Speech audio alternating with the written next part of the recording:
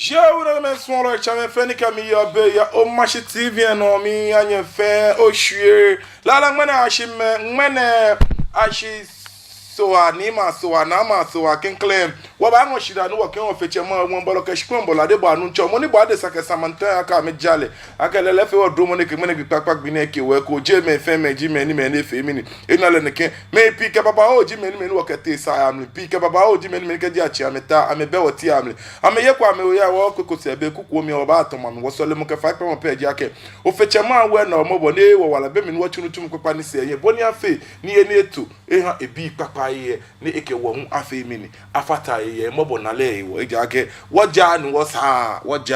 sa enye me shiko be kwa e shabo ni fe mo ni ke bo gbe no ngbele twa ji no na share bode ncho na ne henyu osun lo yello o de bi ni ama agwo wan rasta to gbonyo ni se kakla gbe nke ba ka china ko to ka yo ne gbe nya wo ni kakalika won yo ne lejo wa shi wo ewo ni efe mi ni e ba mate be ni fe mo ni ne me ni boy mo ni nya ke bo gbero ji Great Aim Academy ka ke passion and excellence ko to school no ko bi le ba ni je mo mi ba gbe ni le ba session kele ashe Great Aim Academy ko to amese egbe ame Accra Post Office nam John River Satamus High Street Enterprise Group c'est tout jemeji eni oni ne ba fe mi ni ba she Great Aim Academy no je ke fata ele won ke ba ke de gym bar and restaurant ye no ko lile no ko take it bo no mi shi ye no ko fine ko nobody enye fe mi ni efe fine yo ka ye no ko mo no fe mo no was chi obenke the gym bar and restaurant ye John Thomas High Street no no mi shi Cadbury ma se no oni ba sha mi chi obenka me eje ko no ba da mi shi later ona ye ke be ko keta ko ni me na me la ka shi je na masma ke ma ijara ba sha ke nya ijara mene nke ya Coleman loko ete no ekolema akpa manche ko ekolema mi pamo no ni jio shivi mama jue kolema manche ke wokunu pa ni ke ba pale amame sande jino ni ba ma yue do boli wo no super in the nation wo bet team A wo bet team B they wo on baba pompo clat me enyo fe irrespective of their commodity na me na like amelia ke it is perpetuality to their dignity ame chimo kamejala ka chi e crowd e bi na ma wan rasta mi e jara ma ba shira.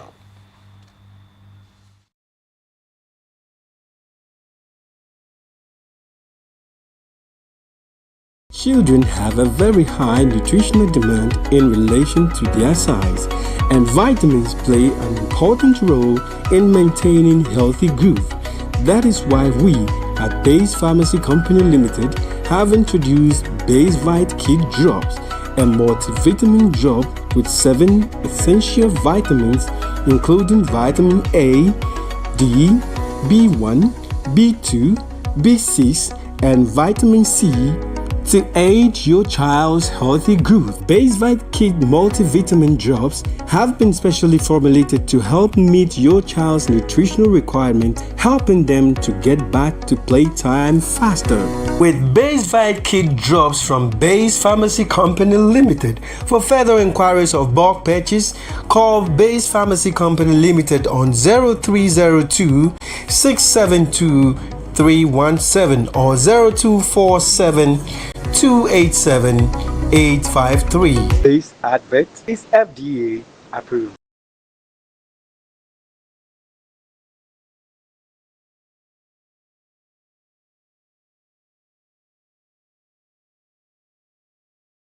Great Aim Academy is all you need. With our neat, spacious, and serene learning environment, we make sure your child is as good as gold. We also engage in lots of extracurricular activities such as excursion, career day celebrations, games, and so much more. Our canteen also serves the best and nutritional meals with your kids well attended to. And we are ready to enroll your ward from nursery, kindergarten, primary to JHS 1. Admission is currently ongoing. Locate Great Aim Academy on the Atamills High Street behind Enterprise Insurance or call us on 0542 426 803. Great Aim Academy. We see passion and excellence.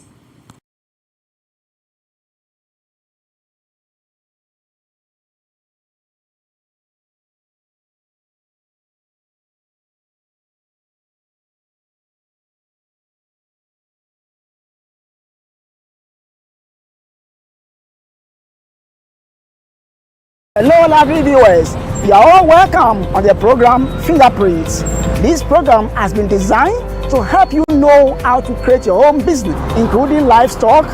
farming, banking, selling, and what have you. I bring to you entrepreneurs who have made it, who have the skills and ability to help you know how to create your business. This is where you have the experience to create your own business. I'm your regular host, Neodai Afote Kofi. Catch me live on Mashi TV every Tuesday at 3 to 4 p.m. The program will be repeated to you on Saturdays 8 to 9 p.m.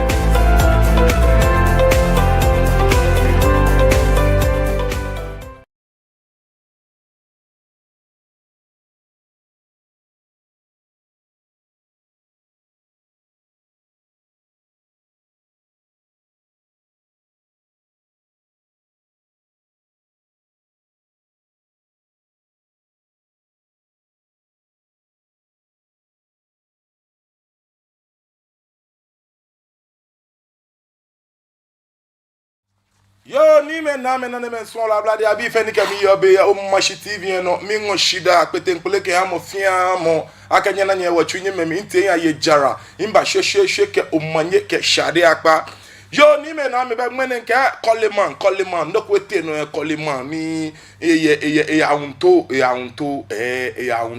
ni no neti no Coleman ke ode bi ni ama awo one rasta imba wie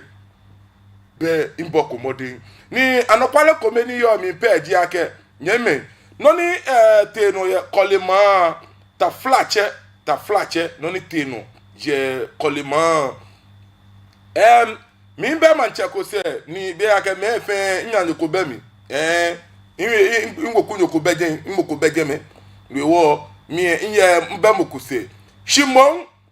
eni sani e kan ni mi nto ma dwie mi yo on behalf of gadangbe to mu fe mi yo gadangbe to mu fe na agbasande bonu mi nshi mi yo gadangbe to mu fe na agbasande imba ni ma yue ni manche ni wokunu pa davi nke me nyo fe ame fe no na fe matani shimini shi aba dwa cha me mutu enu ewo nke shamu nsha wokunu pa kenklen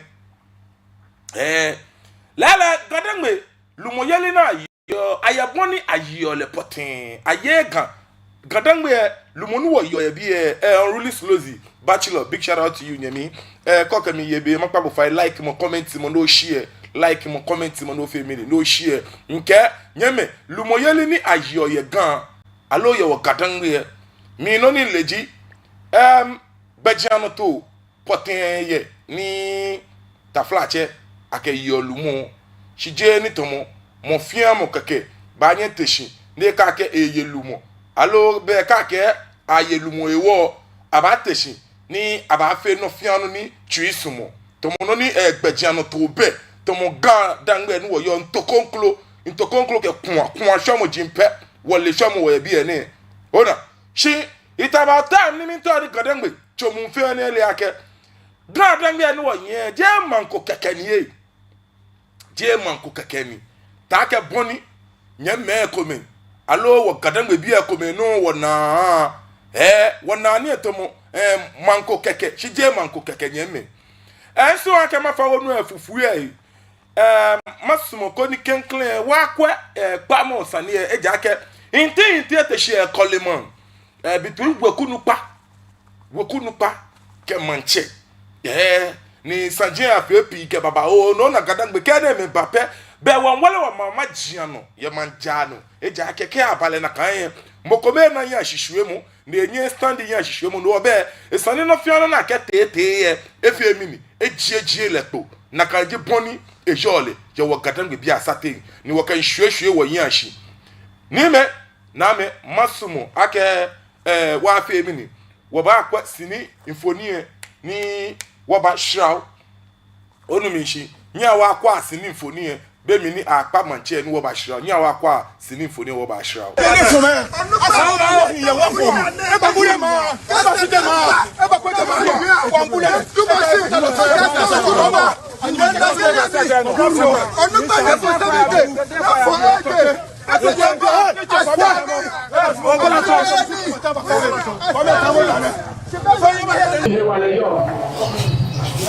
Yo,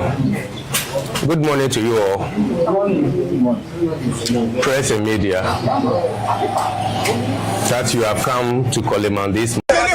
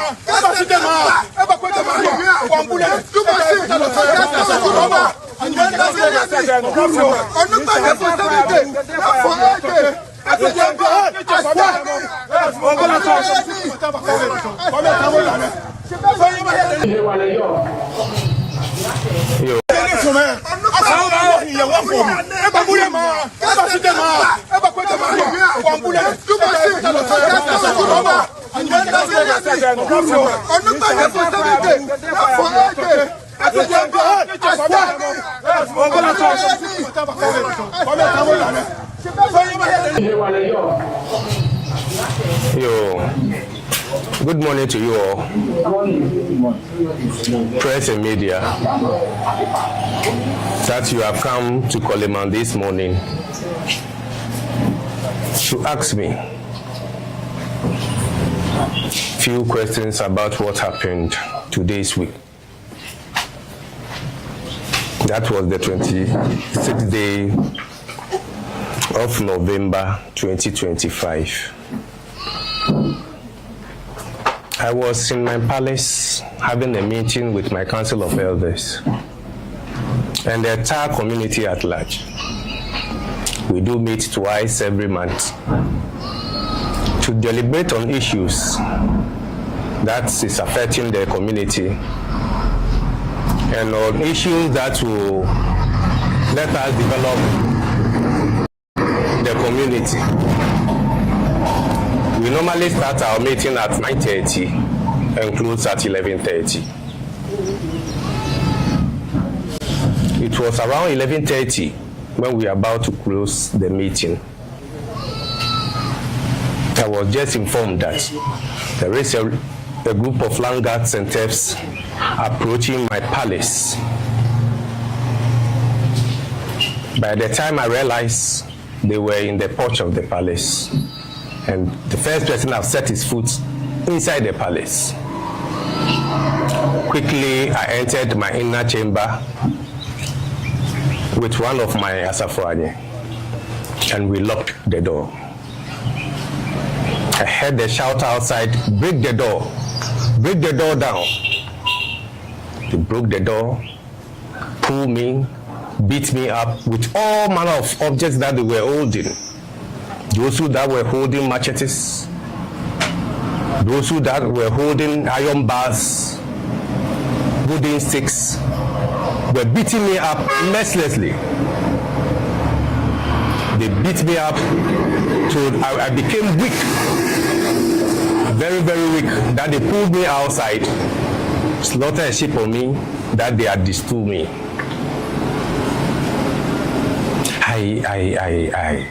I can't imagine that. Is this the new way of destroying the chief? Is that the way of destroying the chief?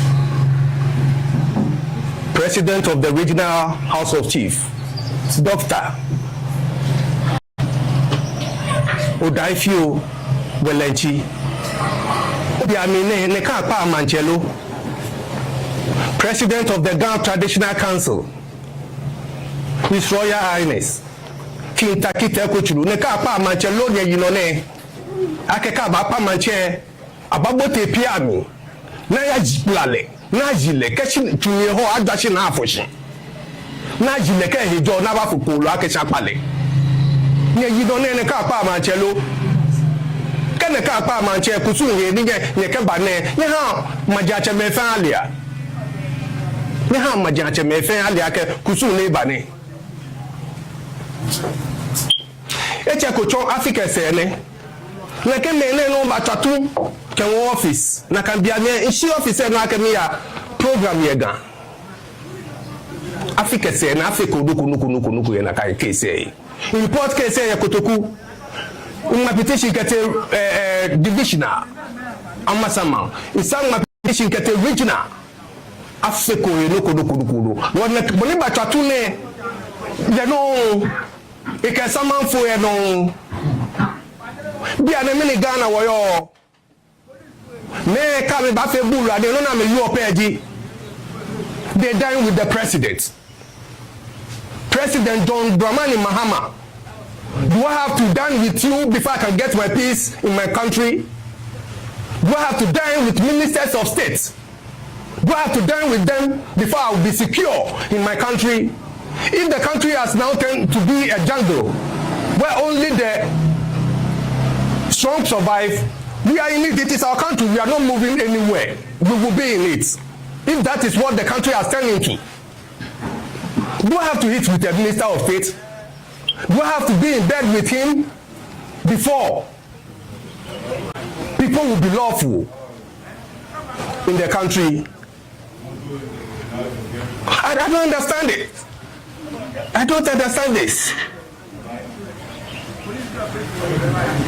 The law must take its course. You journalists, you must follow up to the Amasaman Divisional Police Station and let them update you on everything that is happening over there. And you do follow up to the courts so that all the whole world will see what Ghana has turned into. Lawless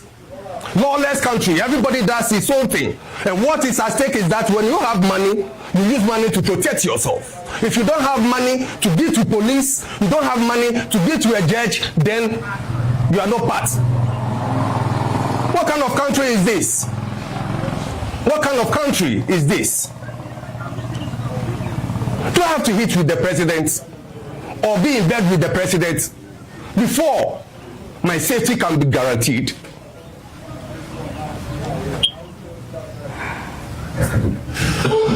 Yo, media. Money Buffet the Kenny ne actually Israel John Clotty. Atole 2014. Alleged Israel John Clotty. Atole 2014. Money to le a signature a BNN.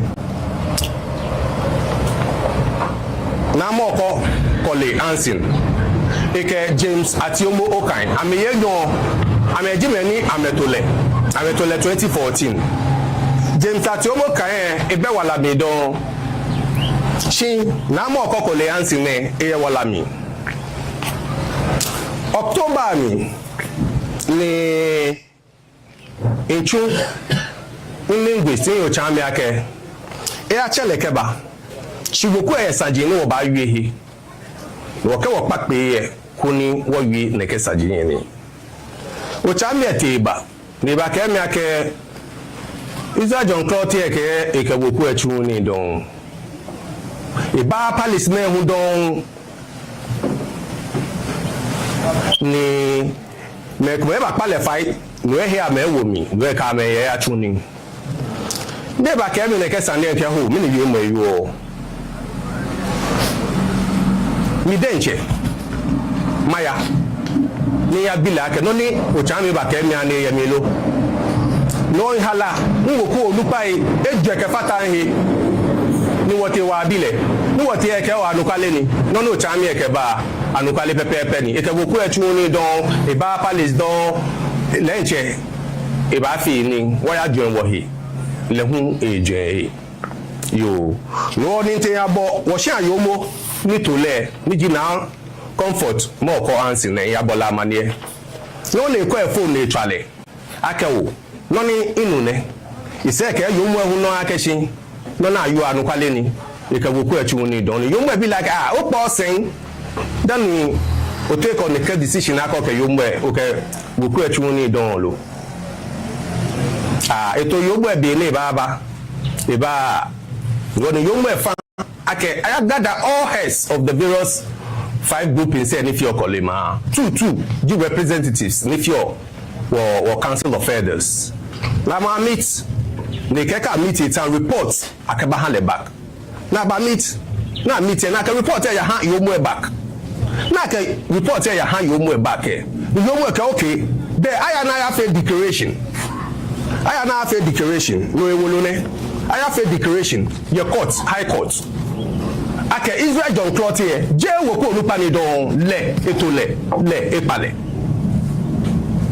no ase wolo ne on the 28th day of October 2025 no as a time men ochide ho ne as at that time neighbor commit kind here no je wo ko koleba wo ko olupa dile now wolo yo that's it beni afi declaration akeje leji wo ko nupa in the basic signatory say we ku many sign 13 heads amame sign ibe mi signature be mi kusu na fefe ya gbone na ihe bebe woku onupa ye we kweda me tuna kan kusu wo no mene ni mate kole shibomo no kwe le ngona bo kaje bo e onyemie bomo no na he mi she ntu amaka ebo akashi no na afi eto aka no di gama akusu kada no di gama akusu e kawoje ebo manche onyemiko no na afi aka wo gafe hemuji no na afi aka wo gafe hemuji you are done like a jogame. What dent you want if you hana jogame? What dent you want if you hana jogame? Ejakadana gamento one in yemi. Enyemi Kiaba mani Nikena Hemishe Shikaje me what's a boalo yemiko kusu enele na keje akebe ko yin ma mi no to opa manche ko jile no foto ye ma mi kehwe no bo pale mi na yo ne ni mate college kole ma manche beja ni mo ni mate college ji kole ma manche beja ni mo ihe in gazette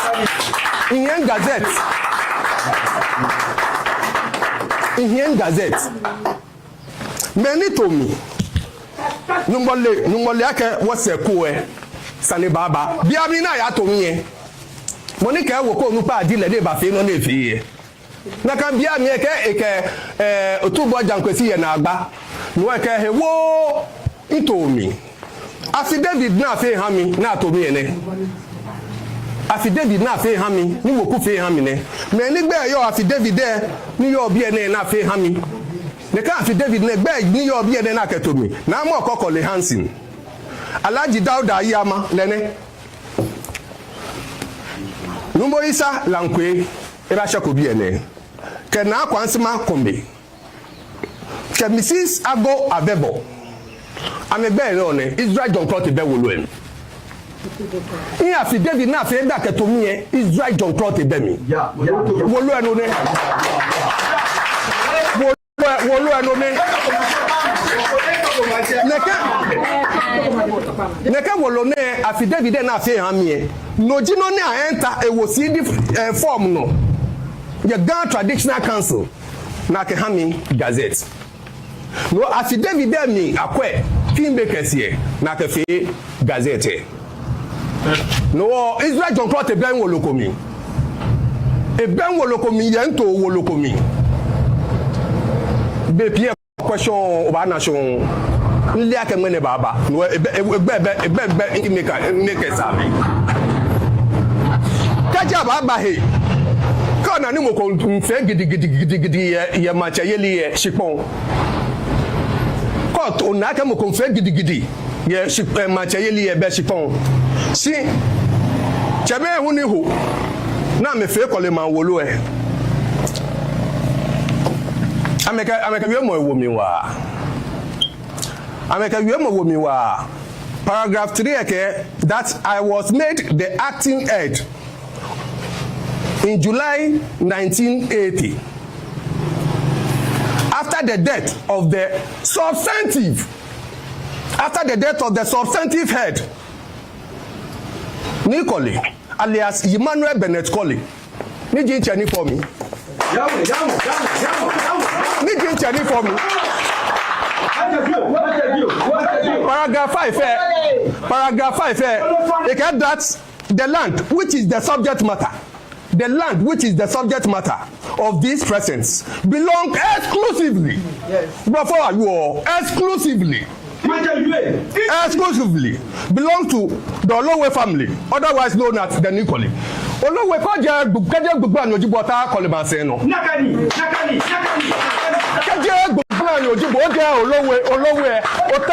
ota Coleman say no sana cho Bokole no for mate no for labi exclusively before aye je e ka moko eja when I feel reference to in paragraph 3 here okay it belongs to exclusively before are you no piti na fi ofin ababa ownership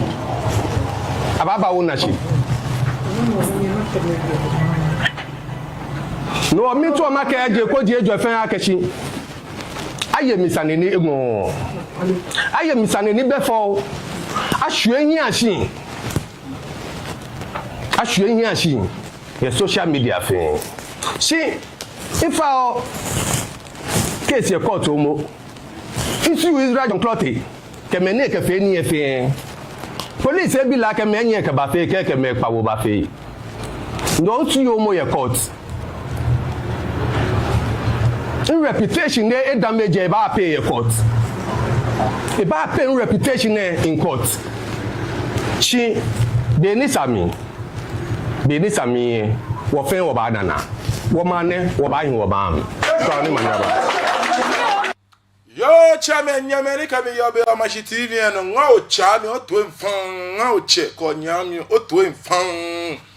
ona akmashi mo la koke onupa ko ya jele mi no ka o be we bi ya otomo tuni tunta ba mi otomo tuni tunta ba mi shko ye we bi ya ka o ye we bi ya otomo kaka polo no gbajele yi ke tunta efian eni o ya o segbeye efian eni o ya o segbeye yeme yo pa kenye fenya abosan dia mi ntoe ni nwa shishishi wekunu pale na ko side of the story she manche ni in side of the story no mba nke ba wi am lo ne yeme yo mani nto ma wi no di akashi ta flat wekunu pa ni bona kan kwa we mo ji na we esande ni ba out ni ba ji na leke ba ji na ba fe wekunu pa follow onupa follow ada na shigbemo gadangbe woye kusum gbajiano to na kenyu no fiano na afia ke gbajiano to poteni fio pamo na pa na ngba ni je ngba ja se che yo ona dalu mo yele na yo bia na efetu mo fiamo sumo na efero ni le de che twi sumo mo fiamo fio na de twi sumo no kon afi kon ni ba te hie e na aka le we ba nye ko ashi no na eko na egwo wọ́n fẹ́ kún ní bá tẹ̀sí ní akẹ́lẹ̀ wọ́n ìbá ní ẹ̀kọ́ àṣìná ní ewu ẹja akẹ́mí ni gbogbo jíàn ẹ̀ gbúlọ̀ fọlọ́ ní gbogbo ọlẹ́kẹ́ ẹ̀ gbúlọ̀ fọlọ́ ní kí n kó ló kún wọ́n fẹ́ kún bó ti ọ̀mìlẹ̀ chẹ́mi yẹn ṣiṣẹ́ mọ́ ní níyẹn fi ọ́ nínú ìwọ́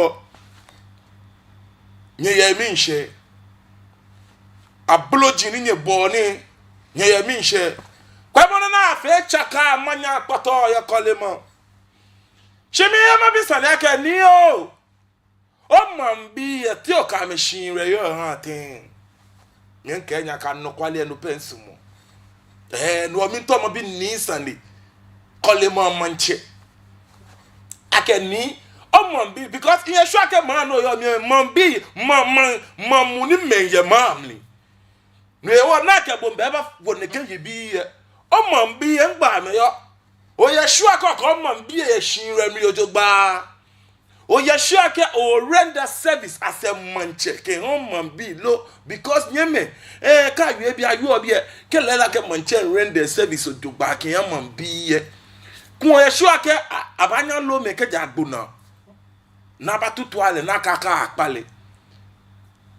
bini tabona ye je be abona ye je na kefe na kan ni bi efe je na kale akpe ye mami ye nya wo kwa bi je na kale akpe ye mami na kefe le sheke mini abatutu ale le dienche enomli me no wa chi atutu ama abatutu ale le nche je mi no ni mi ya mo bi ake take mombi shinre yo ha te e jake kumo mo fiamo ni yelumunde ke mambi odugba ka ba na fe le loko ke kan te lo pele mambi ye po ka me wala ba fun shiyan le ti wona na kan loko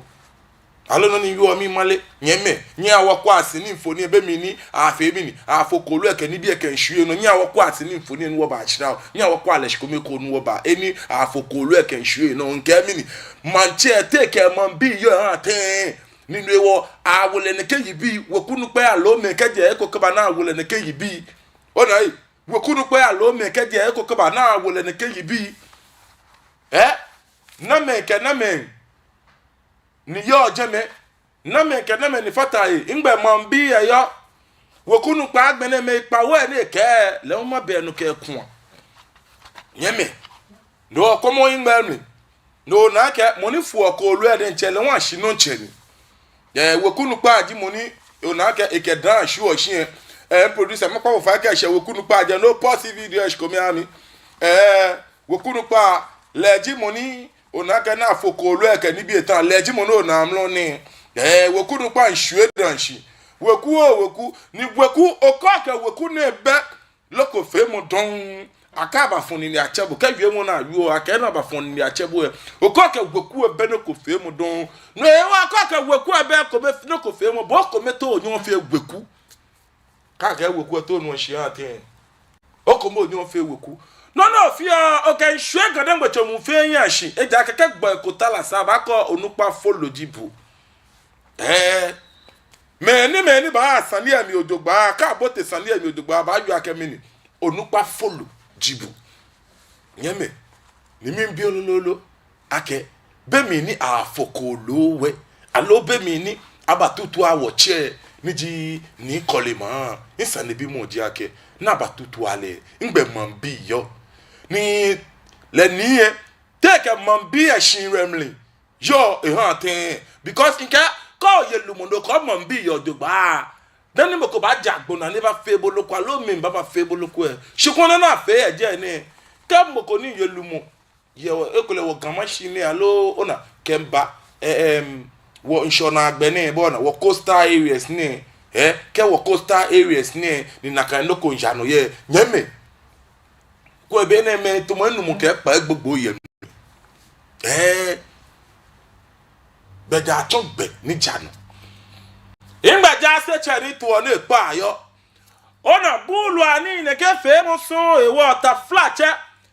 nibi ni jomo be ne ke so ni cheme fi o ewo e ni gadan gbe dani won pese ba yue ke shiwo wo shinremi ni wo live wo bi ane to mo wo be mlako wo be kusunko ona wo kuwa ni wo yen wo be suko ni ana yo mo fe no boni ta wo ke boni so mo le ne ke jinu na ka ba kra gadan gbe kelela kaka to gadan gbe no ya ke hwele mu chaka manyane na ke to gadan gbe no ya ke hwele mu nyeme idane mayu ni mayu ake abrofo yelele mli ojogba na sana akoko ni ke abrofo ni na usame as an scapegoat honu mi shi sana akoko ni ke gbemene na usame as an scapegoat kemokoton your traditional council ko it's not traditional council they should do the necessary no ni e kan gbe sana me fe Me back back a call man, many men are my machine, and you're sure I come a paramount psycho. No, me back, I can send it. Ne ke bia me be me ne fe mi ni e fa me pe am ni as chairman e jake no ni ho ete ne no e fo chi le wa na fo chi ni wa no koloko e be chairman ni tala she je me ni na me fio ka je le la ka nye ka gan dan me ka nye tue no ni nya lumo nya yo as paramosis ka ni bi ye nye don gan dan me ni nya man gan dan me ye shikwa ni be nye fio matam basa chaka ni nye fe Chame, can you drink God and well to bar? Go take God and be a pop, baby, your queer. You tree by Shan and you buy your yai. I can, it's an in your face. Oh no, it's an in near can you call me a cup for Jing? Any near can't point bitch, yes, and you call me a cup for Joya. Sean, I can onion commit in comment fat. Eh, can you know? In your Joe that in Catate fun. Ne wa call that and the baby cry. Ne ye tata wie. E sanima wa se call ye tata wie. Na kanje boni no New York gadan be ate. Na na shin le bi no wo York gadan be bi. Na kan suka branch no New York wote. Eko ejoko yi, eko ejoko, chame, eko ejoko shi wo no le chaka ka matancho. Awa ya o, ka wo di capital city e. No na. Kan lo kote no ya Africa. Dans les bien fait chez Tamo Kaji était non ya Africa ya America onu mishi kete no Europe wana ke kaka America fe no ku anu ewa because am ewa fe wo ora na kan no ko ba washin le ni Ghana na yo greater Accra capital city onu mishi alake kan ye fe bi e po ye wa no bi e je ko di ka plango alo abun po gbe se dun mi aba na eja ka highlight ko back in the show no wo e na gadangbo nu pa nyesumo na jenye nyesumo na jenye nyesumo na ka nye chop dan ta ko cha na ta apele comment nyenye na apele supremacy overlord kan bi ko kwante ani bi ni jomo be na ewa na ke no ya ka hwele mo ba gan dangbe no bonji no ni da na wa na apele mene me ka be mene ma shishi mene me ka ni mene me fe na ka jomo no ko bulu ani bi ni jomo be no chairman no son e bon da ni ka ba disturb wa gyomo wakusungba jano to fe laje wakusungba jano to fe chaka na fe pato nana cheme papai ni ba ka me kamena ne machine ni gadan de kusum anya ko ma papa bu eko mene lumo yeli na nye aleja se no chumo ale shikiteli no chumo ale man kralo no chumo ale akwasho no chumo mo fiamo no chumo mene manche po manche po ba ke efe kusum manche alomo wana manche ke ete ya dan lo mo bulu ani ene me fi jomo bei oh ene nya fi ore nya na jagare ngbe bi chon nya me edo ma na she ngbele phone line say ni college le wan chon me jomo producer many pa kwa me ba ana me na video e ko be mi ni apa manche ni di call ma manche ngbele phone lines mo fi amo ni e ka bi ye be ni jomo sisu mo kwa loloko ni eto awie egbe eba anye le won etwa ko ni efe mi ni echi jomo 0274324331 0274324331 mi anu wa kwa asili phone ni charge ko be ko nu wo ba be mi ni apa call ma manche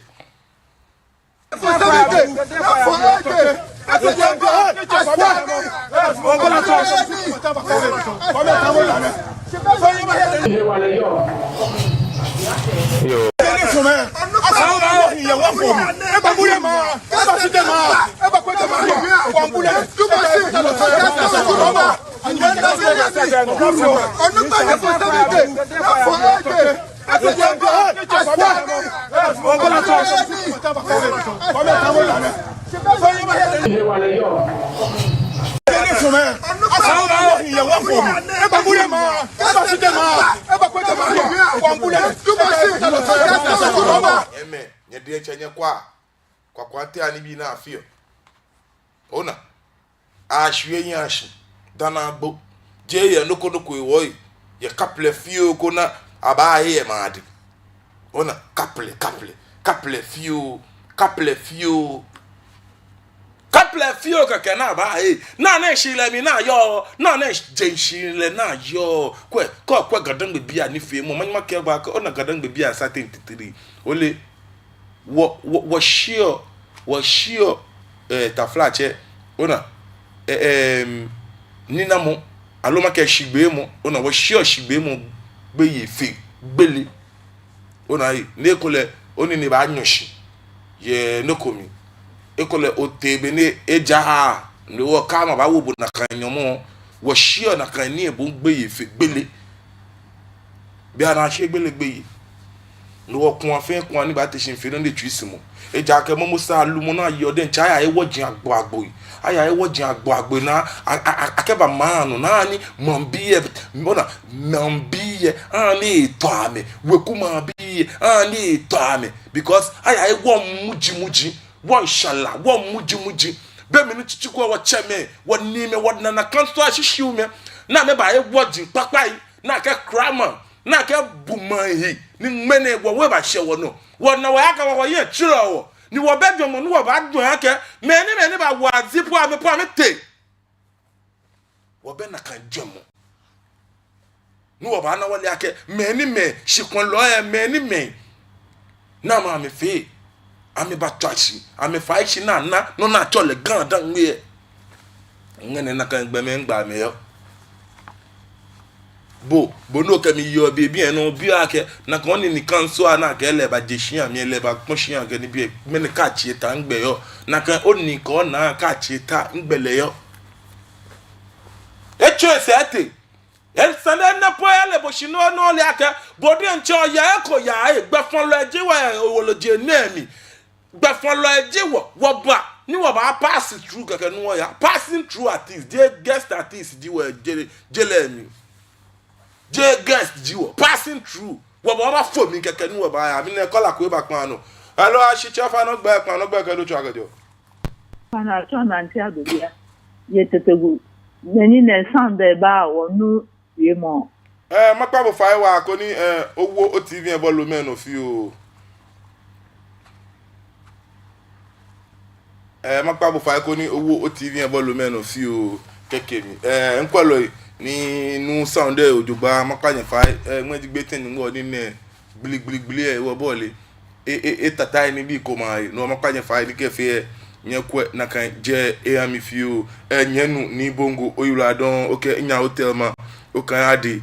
nye kemi yebe nyeme inye inwe mo no lololo bo ba nyon channel chonjo mo 0274324331 0274324331 kole ma manche ipa mo sande ne e ba kan wo jin baba o ni chon ake weku nu pa ne sande e ba na chelepo ni akela na yue mo onu mi nshi achu chame ni achere kebe kele ke weku ebe sande e ke weku ebe no ko kemu bia ne me ni me huni ke ichi shile na akwe na fele as weku a ichu aga nye le ntu na chele keba le we ke na nye na che e ke weku ebe no ko fe mo o ma che ka le die che ebe nke lele weku ke le be no ko fe mo ni ka me weku ebe no ko fe mo she na weku ko nklum we wo insa ne bi mo ji ake weku o na weku nu pa ye nye ka yue me ni ya ni gen fite wa anya ache na shi nye fata eko weku nu pa na toto nye teme ko me very useless incompetent nye komo nye fe no fiano nye ani weku fe chaka manya weku nu pa ni se pe na toto e ko me ni yo mi ele takosho muji matami kota le po akoy ame tue mi ka me domo mi fe edin tun no ami ani won pese hear me 0274324331 0274324331 kaji jana yo ya gan dan we na ni chain of command tun ni boni afe na mo fian mo ke gbena ke enuchi mo na esan na tun ko ne ke no wo na chaka manya ji me fe shikun wo na ko aba le mo ni to ke mo ni pa ko aba le gbejiano to na ke pa manche ke ji ale no ni ejingle no ka cho right channel e mi yen mi ne ba yue ese onyo me ni tobu e ama ka me pabo na me chon gbe papa no na me ke pabo ta ke be na oli aka me chon gbe papa no na me ke tobu e ora shimene mi dino no wona woku mi choi na wele iche fojinchi mo fe ka kwani gbo mo yen no ko fi ono aka agule no ko ka kwani mo ko yen no ko fi ono aka agule no ko eni wa bole me keke won ni ko nya ko de bi ni ama wa rasta kenye kwanya ba fo de keni ne se keje next year ke ya mi toto emi bi ne ba na bo na to ni bi ani keji mo ko le ni gbeda ko ke gante te ko le ni gbeda e ba se yende nkele ba yu agbo be kon she mi o ma lo chine ke gbejin alonte kwakwe ke ni bi be ngbo wa machine ka finiji be nka me ba manja no kwe nshia mi ndi o shia mi eni ndi ajonje be me ka me nto ame bokan dan we ablo wo ba wa me na bo ablo wo ba cho me aga ya ablo mi ablo ko ke ka ngala ebe kokoko nyame 0274324331 0274324331 ba mo de kono twa ni bo ngo chonjo emo mi ni kwa kwanti asane ne kole mambi manche bo mi mbi ake mi ni noni obe me yo elo o mambi e to ka me shin le yo ten ko ka me yo dogba mambi baba o na mata shiko ni me je eko na mba pabo mi lo vi o bori nche be shiko yo kwa mo jo gbe wo dogba ni kole mo bo kwa mo je gbe dogba ko ya subo dogba ku na ba ni o mambi ameke gbo na lo ka ba na ba pabo ameka me e ba fake che ni Ghana police ba nu shimin dinu no wona e wo no te no ate o tun emi no tun onyo ji phone no twamoko o ba asafo ko kra no ba twa be ni chon mi no ni nshi ni wa lo mi ni o mambi ye lo kwa ya me chiabo alo mini chale what dala ni wo bi ane ke fen to konkura ni bi komeni ne sumo nye ba keke wo ke ni bi ye what dala fe na kan kenye ba ke wo lo ko nye wa wo nga ni ka o no ko ni domo ye onu mi nshi nye fia ni bi ni domo ye ko ni bibi ni ba wo ba ni wo kase no ko pepa ka jemi keke wo wa se ko yino bi ko ni ba ke boni abale na kan ya le be wo nye wo gba me wo cho me ngene chameni wo yenyen ngene chameni wo yenyen chameni wo yenyen ti amepi majority of you nye fenye yake noni atoshishio mo kaja tutuwe nye wodji agbagbo nya wo nye bu na kan ni bi efe ngene ase ko le won gbe yi ase sakumu gbe yi ase na ye gbe yi ase cloth ye gbe yi ase pe shin gbe yi mo wodji e bi ade me wo club a che na se le gbe yi gan gadan we wodji fe ase ko kra gbe jake wo wodji a che me tete po meni mo wo wodji e po ami ani wo afi akono because now no agwomba supison agwom fe supi lebi twande gbeke supison le bla agwom atawon le umba le nu tete che atawon le umba le a nu ka nu bole na mo so na kan wodji a che me wo yen gadan gbe ni o teve ta ba nya buwo mini noni mini sande mata ni bi son ni ke gba wa na ya wo ma na emi chale shafe sha mensa eje me shikadangbe wa no lagbe ne nu efema cheme nye kwaje mo jogba wole no ni no ni ji mini no ke ba omo na nya ni lumo yeli fefe patopato manya chaka a fe no fia no keke kusum gbajian no to je na fio gadangbe kusum we kwe tenye no kugbe na kan no na chole kusum we tenye no ale ha ten gadangbe kuwe ona wakuwe wasu ni ana anyo akake o na gadangbe bi no wako na ni moko infeno ko ni it is not contradicting to gadangbe kusum be sano na ka mo moko kekeni minen kala ko ba kan hello fa no gbe ka do cho agajo hello mi na ke nyemi pa eche makpabo fa ni ke oto ani ochi oye TV efio ya mi onu mi shi nyeme mini na wakaba homo na na me pewo de kan ye gadan we bi nke ka ke kusum je noko ku kosu ku kamesu ni ku fe amesu jino ni ana ame ojogba nani mane moko ba ko ke o English bi aka ke o English bi ame lumona me yo fe ame yo to wo nyeme twi me ama me wo no na chola afilie ona ni wo English ku ame su ko meji no awo afilie din ni wo kam ku ke je English ni wo afilie o ba na ke gba we zero onu mi shi ton bi na akeka to gamanche na bukola do wa faiye be sano no la keshi apart from ado wa faiye ka to boko gamanche enye ya ne abu china fai enye ya abu gbe fai enye ya abu jata fai be ja do wa ewolu fai e ja ke no ji kuwe su shimene men dino nana afite no fiano yeka ni cheme menime wochukuna talo hienye loye ne sana amekame na ne machine ona kefe ni bi ko me do mi ye gadangbe makenya ni ngbaji anu kwale ajame ye gadangbe ni nona no ne gbe ne fe chaka ne fe poto ne fe manyani akemo ne fe wo yeme wo ye gadangbe fo mo bi odogba ni they can mobilize on me nshi ambanya me kwani ne keni bi ne fe se afo shirawo wo yeme na kan Chimenya ji menu wana aka me jia menye. Aka mba wad na kan do kwa no. Anyan ko mesun kwa kwante ani bi. Because na kan gbe me de chanya asumo na me igbe. Ona, God ngbe na ya fetu ko ba ye jalesani e be boji hypocrite. Odu mi nse. Ana ala ka bo ko ba ye jalesani e be bo bedroom. Koko ba ye jalesani e be boji gbeye lo. Koko ba ye jalesani e be boji mokoni obe nchiremu. E ja ka ba no la ke mene ni nchiremu ba na ye shikani chale nyeme ama kebu. Kwa no ni ba ya to chume ba ya wo chumie. Nkanya ka nika ni pa no aka loko kama. Bo fi amo no ba fe han enyo mo wo o ba ye shipon ne no. Alo ni titola nyenwe.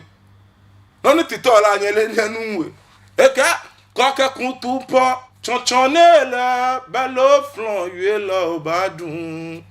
nikeji ochojo ni oke machine le ojo twa lo e ba wo mle abo e no fiano no badun no ba pa ni no fiano no ba chun enyo mo wo ye ni wo cheme ni nye fila ka nye nto nye bo wa blo nye men ni la ka nye nto nye bo blo ni wo kusumi ni nye wo nye gba kusu efe nye ani kusu nye didi truck penjo nye shika so truck penjo na ha nye bribery and corruption ni wo nye chake kusu njinfe anyi kenye kwa kwante awo jini nya wo muji wo ji muji te fi ata ayo won ne sumo man no ya man bi ashigbe mo kan bi bo te fi ata man che ayo won ne be fe mu a chokuna ta lo ayo won te fi ata mo ko ayo won ne be ba bu man bi a ye be je man bi a wi ye won ne ayo keke won kwele be won ne ayo won muji won mata kemi kokomi nyame ehye ko ne sane wonye wo helishi ni wana wale ake wachame nyekenye nibi nyani femu ekome eya ni gadan be njengle no nyani bi femu kome eya na yue ken shigan dan me ni sani nye kwaje mo jo ba gbero nye ba chon ni nakan nibi ne fence e ba afu chame over to you jola ate esani nye kwe leke je nakan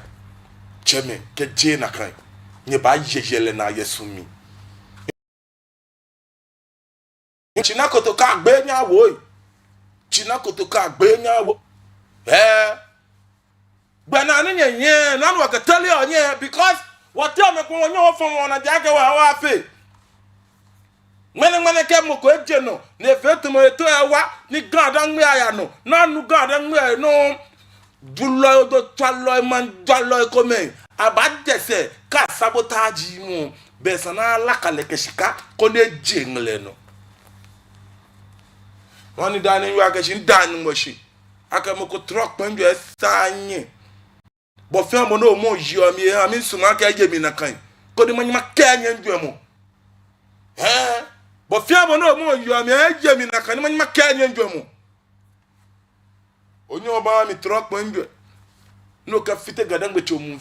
Darby. No ni min kometo mama ese. Ni ba fite man, no ni man na ese. Ni e ba pin yemme. Be no le sa nkana kra. E ya mi mwaka ke each one for himself, God for us. So na the son, e san mo fian mo fo no mi. She be no fo no mi here. But fo ni mi no mi because o like 100 million eh. Kaji o to ni le share no. Alo to have chikacho for na ke ba ke kaji ni na mo ba kan onyemi ko eko kan follow eko. Kwa shika na abo adwamo ye ka abo shika na ka wo nyemi ko ka wo wokunyoko shika na abo adwamo ye ba abo crying because nyemi numo mi mo kwa gwoke won mo bo fe abo ni ji ko na po wa na nu ba ko ba wo dekola akagbo ewu eko ni ona afimo na onye ochepo ona nuele ndoke egbe ka akagbo ewu eko na afimo buwe ona ndoke egbe cheje no onye dabi be people ka afimo bo ye eko poni mopo ka ni mwe ka kwa ka ndo no ba chondo ke ba ya e ba ji obo foko abo no ba ye ejeme de wo cheme nyeme mbia febi masumu aka macho igbene enu eko ni ke check gadangbe wo paramount chief say amami wie mo ba ma wie amme she wo wie mo na ye am to care gadangbe traditional council jinfe care gadangbe traditional council jinfe ke jelang makato butu ka gba dan hwura cheme nyeme mi pa nyefa no kwa afenyi no ni penin to ma ka nye ji ake cheme gadangbe enyo naka mene komi mene titi mi mene ye mene shishi mene fe ne ke cheme mi kenya keta flat che fe dwemo bay it doesn't make sense ene hye gadangbe bi amuno ne no ne hwewo oti ji ake wo ba fe kome ni wo kusumi wo blema kusumi na twatwa ya hwe ni wo ya wa kolo nakan kusumi jiye ko nkeba no jino ne sane nye fe kaji lela kaje ka gan dangbe kanye chi no traditional council jefe nye kwa je mo jogba money ni ejele no ni aka force na kiale money ye ya ba di truck njo ase ba aka chela ke wo kumi agbe wo kucho mu fe ke ka agbe ma mu fe ke boy e ba amba peteshi ba mi je be na mi je won ba mi jewo because am na ka nye kwa akolo nye kwa akwa jinye won mu Cranford eni o mu jimie Cranford hwehwe mu kwase asem won yesi ni wo fa no no yesi ni nyanu no odi ni ku de bia mi si we pie wo fi mi si rent no po e be ji no po enu po ya asem o mu ku wo rent no o mu yesi Cranford o mu ajimi o na kan so amba jewo eji ake wo magia cheme ni wo nye wo chuku na atalo eni wo nye mene I'm na yemu ka me mlajin tuni don because I'm a denche I'm a becha legbe ni wa ama maleke kutumpo no mene benye na agbe no fiano yega ni me na me nye kwa je odugba le keje na kan yin wose nyeke nye bolo ye ko kemo ni me na me ken na ba fini film ba bi e go Great Aim Academy Passion and Excellency the gym bar and restaurant amejimeni bo ni film ni ne mo mi nda nkolo efenshi kani mo egbe won ke wala awo ju fo lehun bi e ko ni ka chi e kra eji ake nke mi akemi the big fight night in ba ogbeno watch Sami Ewood ni o ball ye je no Cartel Foundation ameke me feme ni ba supporter me ye health worker mi ye amenwo shida ka agboje e amofia amu chiko me kwa money ke ni fe money ne bo ogbeno di o na ne henyu o sunlo o enyelo o debi ni amawa one rasta nke wa ke chinakoto kayo ne gbe nyawo ni kakalikale jo wa shi wewe ba ma te cheme lopi en show mi se so wo le gbogbo en lo ni radon kemi kwewon